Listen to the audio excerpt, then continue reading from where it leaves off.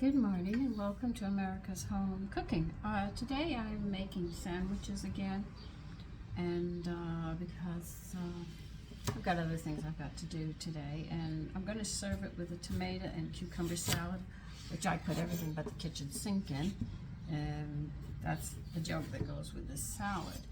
And so I'm going to be busy doing that today with some other things that I have to do, but I wanted to bring to your attention I am not going to be cooking tomorrow because, well, my sons are going to be gone and I am going to the beautician. She's also my girlfriend as well, and we're going to spend the whole day together after she does my hair because my hair is just too long and we're into summer and I need to get it shortened up. So now, when I do tomato and cucumber salad, I leave the greens on. I'll show you.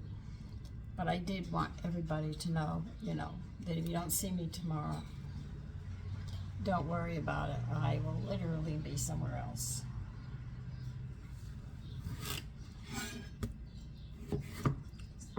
So I'll put pimentos in it. I'll put green olives in it. I will put caper. I'll put everything in this salad. Nanu introduced this salad to me, because I eat fruits, but I didn't eat my vegetables. I wasn't overly fond of vegetables because I love fruit and whole grains and cheese and dairy products. Oh man, that was it. So to get me to really eat, Nanu created this for me.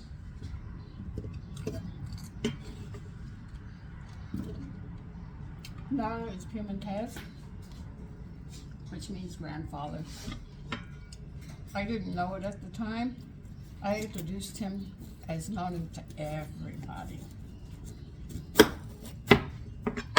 I didn't know it. I was telling everybody to call him grandfather. He said, just call him Nanu. And we did.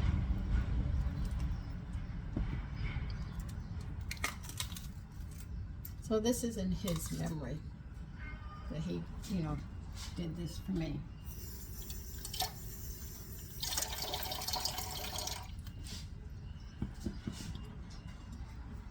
And he introduced it with, I think, let's see, what kind of bread did he introduce?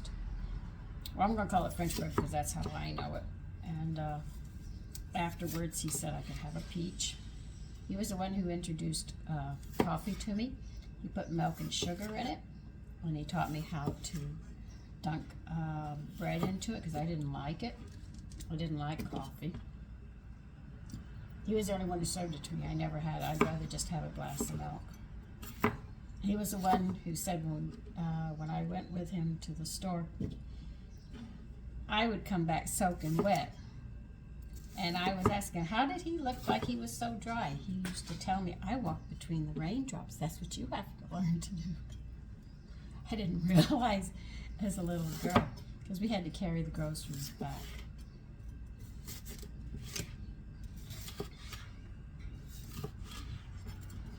He was the one who had the garden. He would do it. And he would come and get me up early in the morning and told me that I had to get up before the sun when there was dew on the ground, and that I would have to walk so Mother would know me. When he said Mother, he meant Mother Earth, because women give life and Mother Earth gives life. So she had to know me.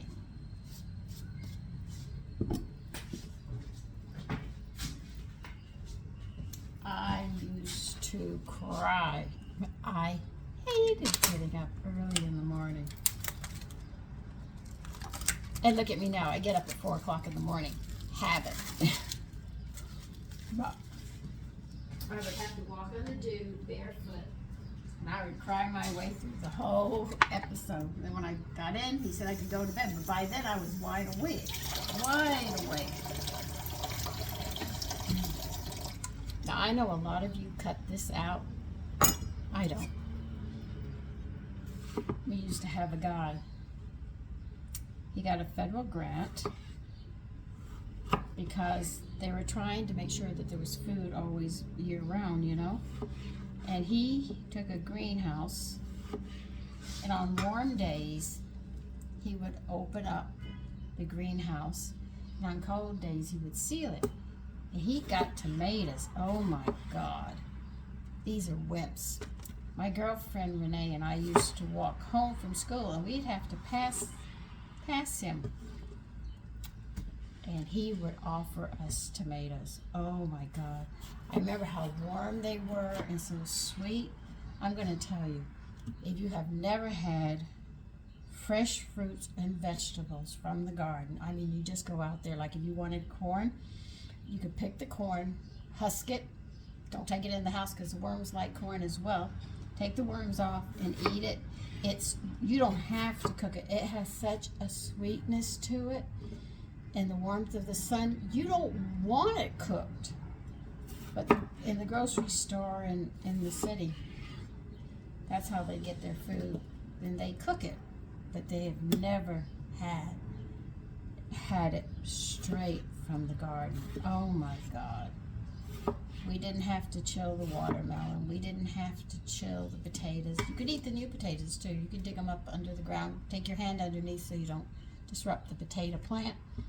And you could feel the little tiny tomatoes and pull them out, dust them off, and eat them. The ground was warm. The fruit was just at, vegetables were at the right temperature. Oh my God, it was such a treat. When I think about that, it was just really something. Because I go out in the yard to the strawberry section, and I'll sit there and I'll pull a strawberry or blueberries, and I'll eat them right there on the spot because they're so good. Why wouldn't I want to? Yes, I'm going to be using 4 tomatoes. I'm making a large batch. And so we didn't always wash it. We ate it though. We used to go to the park. I think it was a park. Maybe it wasn't a park, but I thought it was a park. I don't know. Maybe it was a historical site, but they had big, giant pecan trees. And if you went in the autumn, the pecans had fallen to the ground. You'd come out with some big baskets, and you get all these fresh pecans. They were delicious. I don't know if it's that way in Texas anymore from what I've gathered. It doesn't seem to be. But if it is, I mean, up here, I found a wild blueberry plant. Man, it was growing. It wasn't in anybody's yard. It was wild, so I knew we could have it. And we picked the blueberries and we ate some. We left some for the insects and stuff to eat. But I showed my son, don't take it all. Leave some for them. And eat it. He said, can we? I said, yes. You could just pick it and eat it. It's not in anybody's yard. We could have it. This guy watched us do that. We went by the next day, just walking that way. And that guy was so angry that we knew we could eat it. He destroyed the whole plant. Now you tell me, what kind of common sense is that? Just because he doesn't know and I know is no reason for him. He could have asked me and I would have told him. I wouldn't have, kept the information from him. I would have said, yes, you can eat these, just like this. But I said, we do that in the country,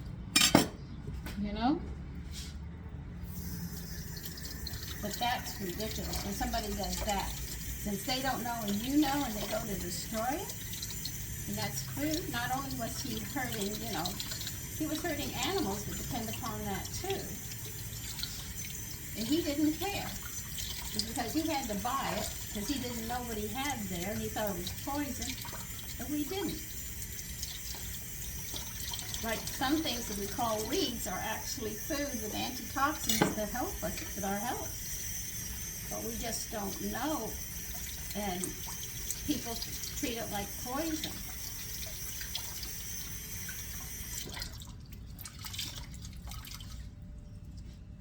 I mean, I don't know a lot in that area, I'm not going to lie, but I do know. Like I said, my girlfriend and I went up a cherry tree,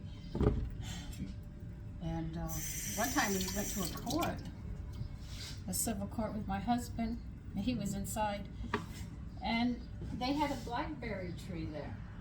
A blackberry. Everybody walked by, wouldn't touch it, nothing. We did. And my son said, but there's ants on it. I said, pick. Don't hurt the ants. Ants, don't antagonize them. You're sharing the food with them and they'll leave you alone. And sure enough, they ate blackberries and the ants did not attack because they knew we were eating and they were eating and we were sharing the food.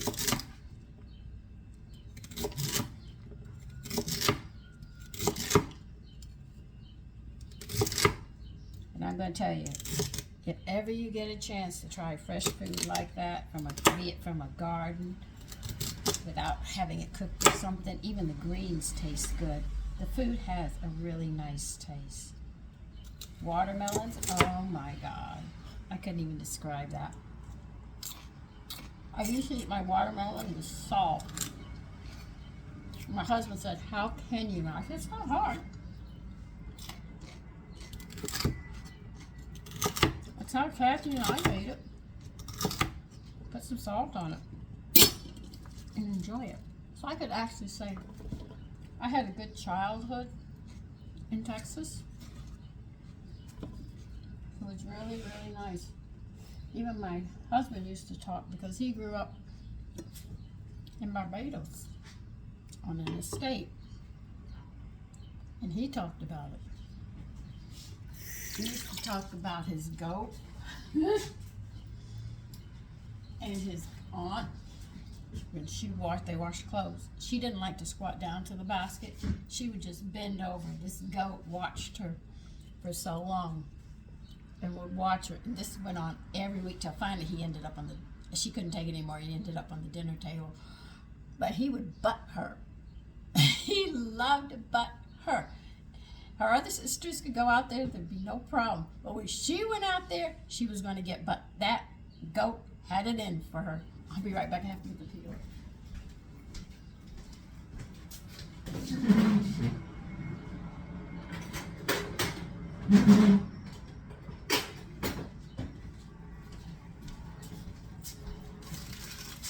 But he too ate fresh food. He knew how to. They would go and pick it because they grew it. And he didn't have to have it cooked. They could have it right there on the spot.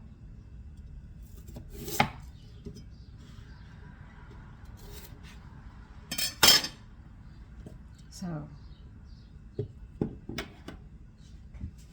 that's a treat that I hope people someday can have an experience of that because it's really nice.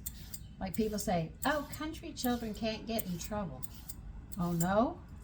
You probably get in more trouble than you could possibly in the city. We really do.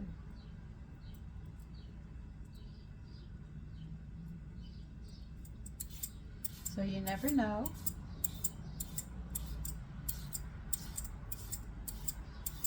It's just that our trouble is different, that's all, growing up in the country.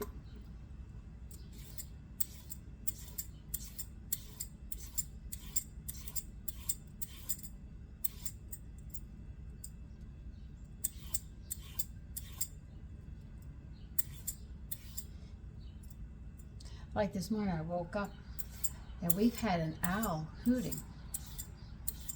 Every morning, before the sun came up, I'd wake up and I would hear him, and it was beautiful. I love listening to go hoot, hoot, just carrying on. Didn't hear him this morning. I haven't heard him for 2 days, so I don't know what happened to him. Or did he decide to leave? But I didn't hear any birds this morning. I didn't hear any insects. I mean, I heard the buses.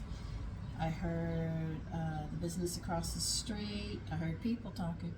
I didn't hear nature. I was a bit concerned. Because when you don't hear nature, you know something's coming down. That's the clue. If bad weather's coming, listen for the animals. If the earth is going to tremor something, listen for those animals. They know. Even the insects know. God has an ear to them, but we just don't listen. If we bothered listening, maybe we would hear too. And finally, after 5 o'clock, I started hearing it. I didn't think I was going to hear it. I can still hear them, but not as many. But 2 days ago, it was really noisy, and I was enjoying them. But I don't know why. I haven't heard the owl for 2 days.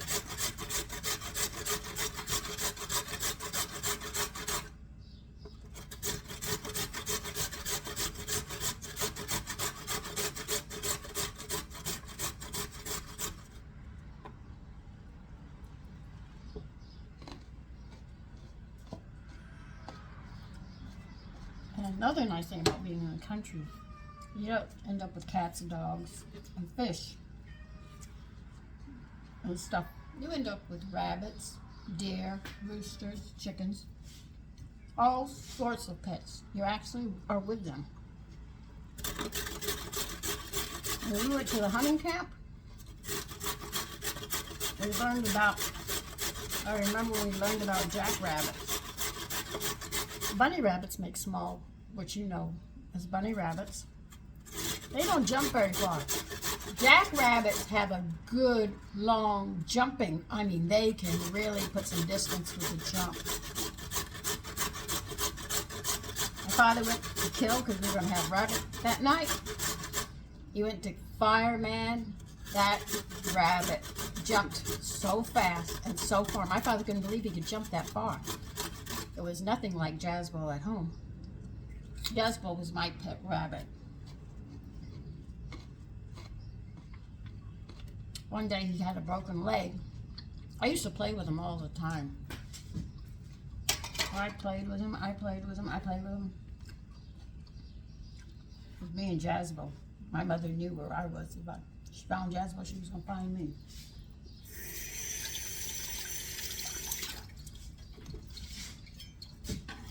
One day, I went to feed him.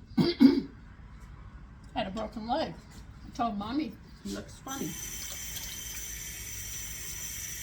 My mother took him to the vet and found out he had a broken leg. So they took a hanger and bent it and made him a, like you see in the hospital with people with broken legs, you know, you have them up suspended and everything.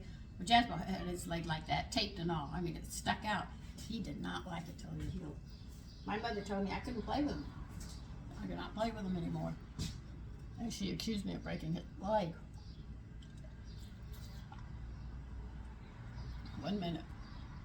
I choked on a piece of carrot. She told me I couldn't play with him anymore, and she accused me of breaking his leg. I told her I didn't do it. She said I could never, she used the word never, play with him again.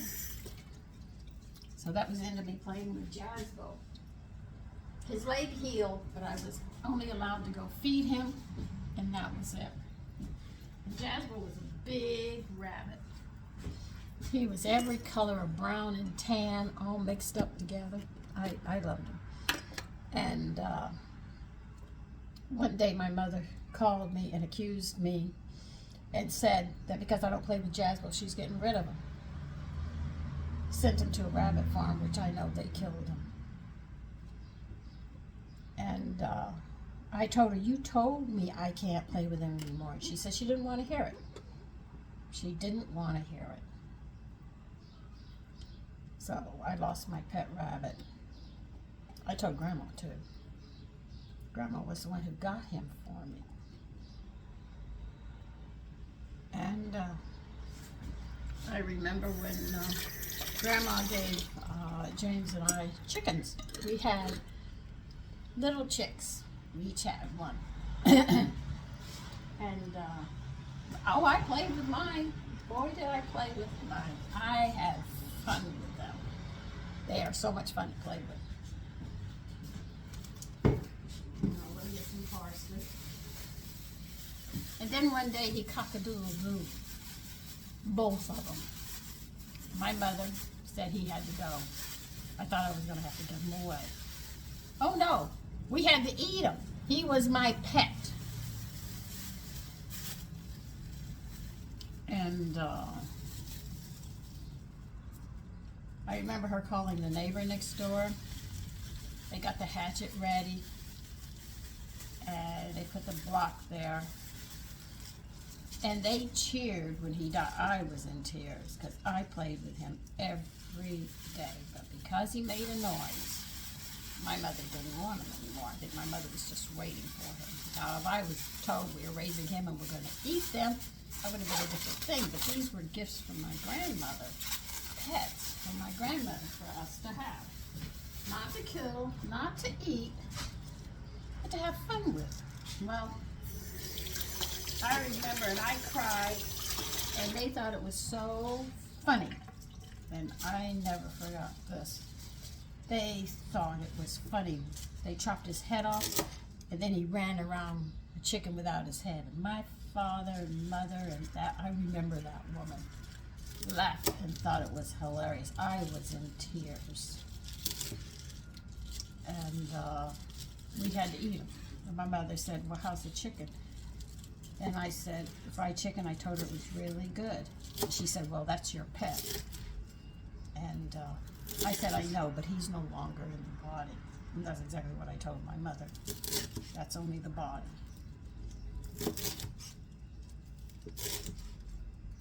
So getting pets was dangerous with my mother. They were always going to end up on the dinner table. But I always looked at it this way. If they're not a pet, I could see that. But as a little girl, it made no sense why you would kill my pets. You know? They were given to me. So we went to the hunting camp because my father had a wandering eye. If you had a skirt on, you weren't safe with him. Oh my God. Anyway, so my mother said, we're all going to the hunting camp. That's where I learned about the long johns that were red that men used to wear. You had to go to the bathroom. I learned about outhouses, wood-burning stoves, hauling water from the well, which was my job. I got to haul 2 pails of water every day. And after that, and I did my chores, I would sit there and go play with Ding-a-ling. I'd be all over the place where the hunters were. And they used to tell my father, you saw your daughter with that deer again. Because Ding-a-ling and I would sleep underneath trees. And he was trying to teach me, I don't know what he was teaching me, but he'd take his foot and go bam on it. And then he'd look at me, do it. Okay, bam, I did it. What is it?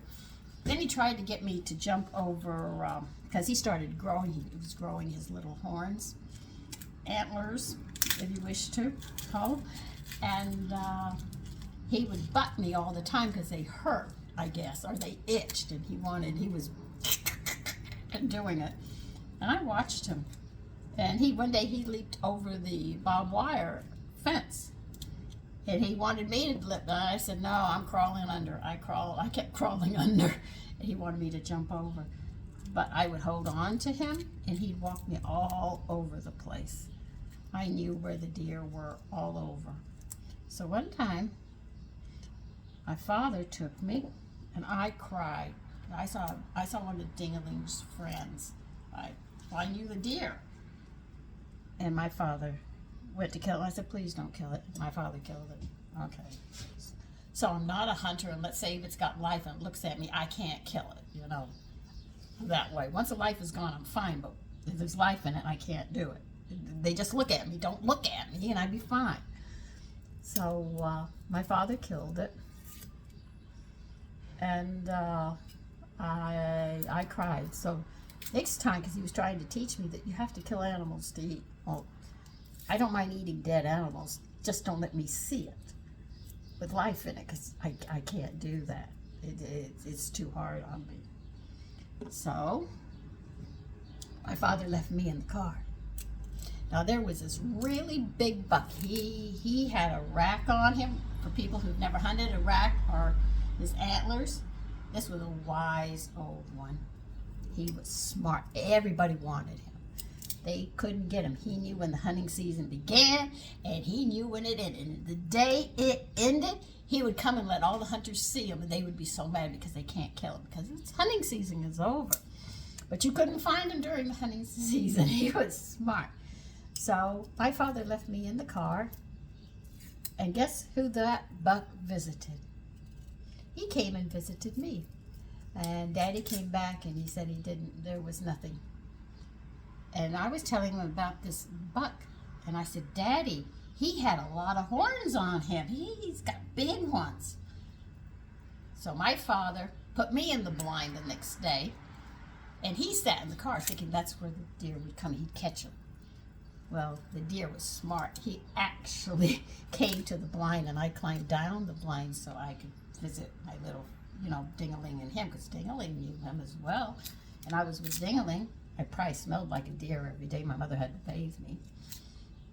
And my father never got him. The hunters never got him. Oh, they wanted him so bad. They could not catch him. He was a smart sucker. So I love that little deer, and I used to spend all day with him. And I'd come in, and my mother said, I stank. I found out where their scent glands were on Dingaling, because he'd rub up against me. I guess he didn't like the smell of soap, So he would rub his legs up against me, so then I knew what that was. Because I touched them. They're like a dark spot on the inside of their legs. Dark hair grows there, and if you rub it, you can smell the smell of the deer. That's what Dingaling did to me. So I would sit there. But one time, Dingaling came to the back door. Dingaling never came really close to the back door, though he would stay a certain distance waiting for me to come out and play. And what happened is that we went and we found a little female deer on the ground, tangled up into the barbed wire of the fence where the hunters were. And so my father helped her get undone, and he spent 2 hours massaging her legs and trying to get her back up on her feet, because she was a young one. You could see she was very young. And my father could not get her to walk. He did everything. He gave her water. We were there comforting her, trying to get her to, get up. And my mother said, come on, Sandy, come with me. Gino, come with me. And Gino was my little brother. And I didn't know at the time, but I found out later that my father killed her. And he didn't want to take her and count her as a count of a kill, because you're only allowed, I think, 1 buck and 2 does, something like that. Is that the ratio? I think it. Well, anyway, it's only 3 you can get during the hunting season. But it's a certain, so many, I think it's really just 1 male and 2 does. It's been a while. And, hold on, I gotta get my green olives. A continuation of the story. And when my father came back from hunting, he took the venison, or the deer, whichever you want to say, to the butcher. And my father had told the butcher about this deer, and he couldn't figure out why this deer couldn't get up, and he was trying so hard to get her back up on her feet. When the butcher was working to get, cut the meat up and everything, he told my father her tendons were ripped completely off the bone. She'd never walk again. He said, you did the right thing to help her.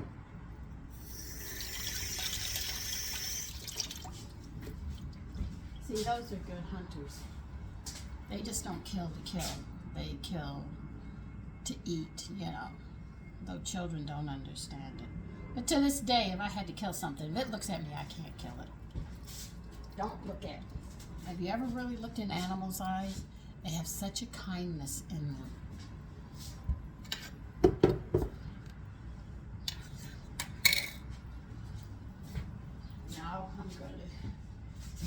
let's see, do I want to put capers in this? Yeah, why not? Let's put some capers in there.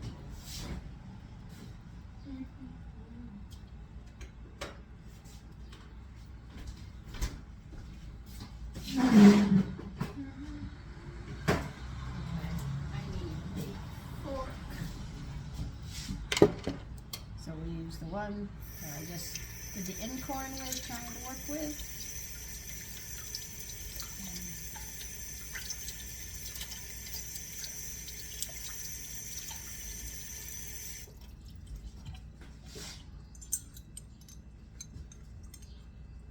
I always thought my mother had a murderous mind.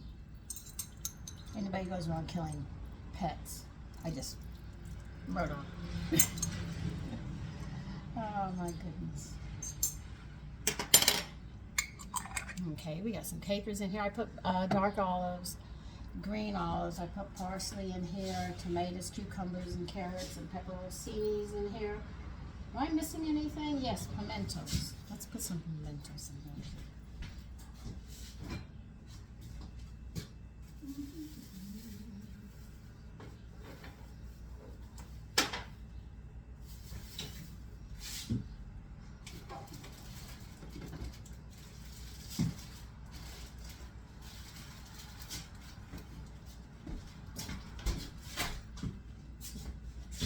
Why not, you know?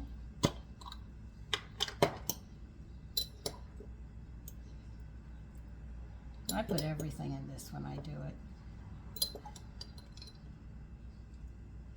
And the colors are just so beautiful in this. See?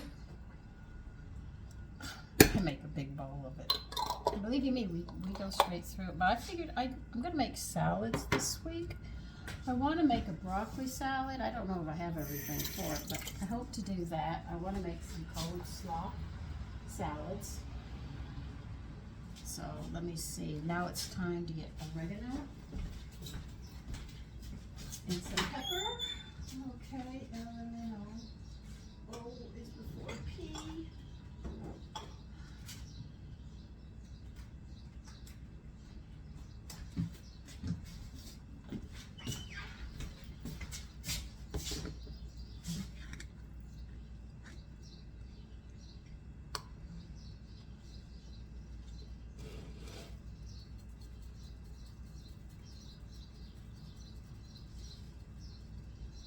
Yeah, I'm going to put a lot in because I have a lot here.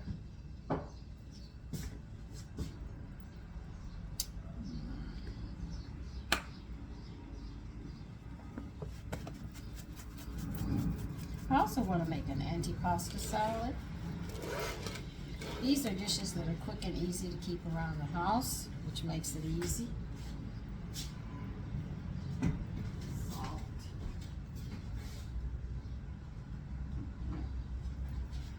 Now the salt I'm going to have to put in the vinegar and oil because it will break down this way and somebody will get a big chunk of it in their mouth.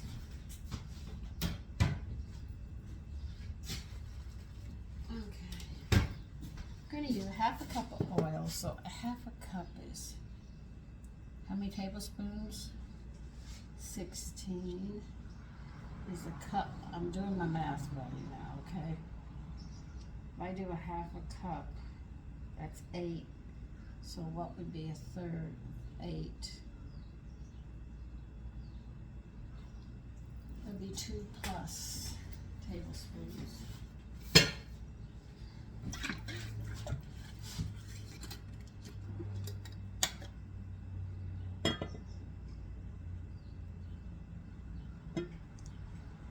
So how many vinegar would I put in? 2 would be 6. 9 would be another one, or minus a 9, so that would be like 2 tablespoons, and 2 teaspoons should be a 1-to-3 ratio.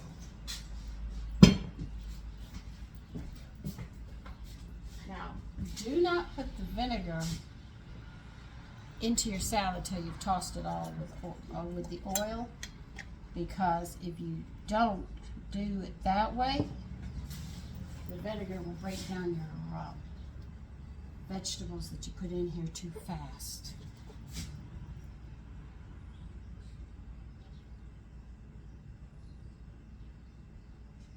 Okay.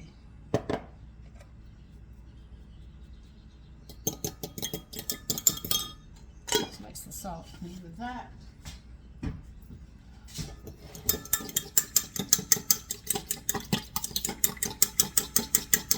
That's why I put the vinegar in last. Always put the vinegar in last.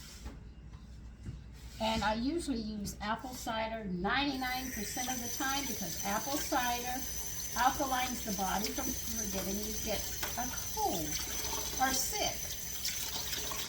Whereas if you sit there and use the wine and say, well, vinegar is vinegar, it doesn't work. The only one that does it is the apple cider vinegar. That's why I'm more prone to using apple cider vinegar most of the time.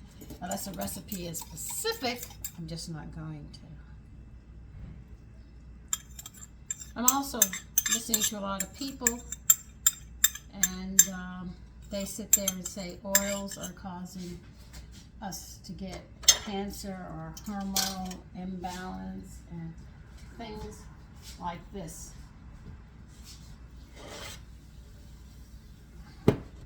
I don't think you're going to find a healthy person on this planet. A lot of people already have problems. That's why they do the young people, so you don't know. They ask young people to do volunteering. They ask the older generations for medication. Here, you want to try medication? No, thank you. And so you have to think about that. I'm beginning to think, no, I don't think anything. I think the fat off steaks and stuff you eat the skin of the chicken. Some people cook with lard, which comes from the kidney area, unless you get it from the pork belly, and you get, that's where the bacon comes from. I think all foods are good for us, really. I think every combination has certain vitamins and minerals and stuff. Seeds are very important for us to eat. A lot of people don't. I've seen people pick grape seeds out and skin and said, I don't like them, and I'm going, okay. I think it's just eating a lot of different kinds of food and being versatile and not eating the same thing. But with all the chemicals and stuff they're putting in and the way they're rearranging our food, I think we're having a lot of problems, and a lot of sickness comes from it. With the obesity the way it is and everything else, there's some real issues going on. And I think it's what we're putting in our mouth which is causing a lot of our problems. Would I say I'm healthy? I would have to say no. But I'm as healthy as I can be. That I am, as healthy as I can be, and I go out of my way to make sure that I stay as healthy as I can.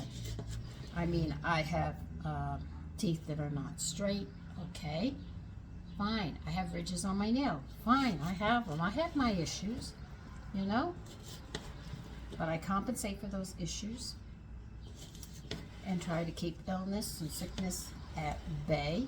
Notice I'm stirring this really thoroughly. I want to make sure everything's coated before I add the other stuff. So let me go get my vinegar and I'll be back. So I think what's going on is people are accustomed to illness and sickness. So it's a standard thing, so they expect it automatically. I'm going to get old and stuff, but we're doing a lot of stuff to our bodies. If people just started reading what they're doing to their bodies, they would be shocked. They'd say, I've done this. Yeah, you did it. You had a lifetime of doing it.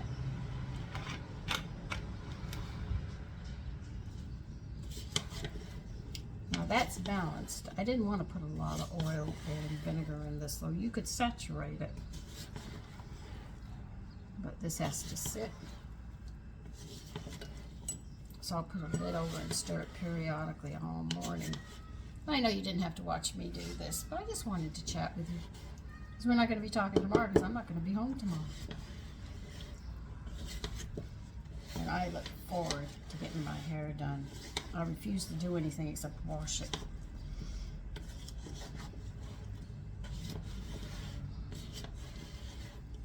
here's my salad.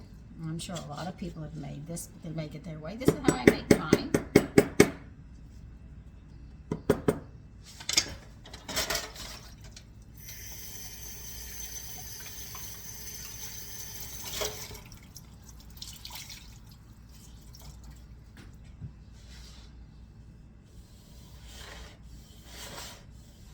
This will go with the sandwich.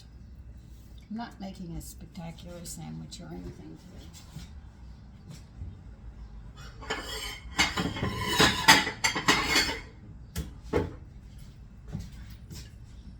Okay, get down. You've got to fit in here. I want to seal it. Just to keep it down flat. So listen, I enjoyed chatting with you. I won't see you tomorrow, but I will see you Wednesday morning when I cook. So you take care and have a great 2 days. And by the way, it's going to be hot, so be very careful in this heat. Take care. Bye-bye.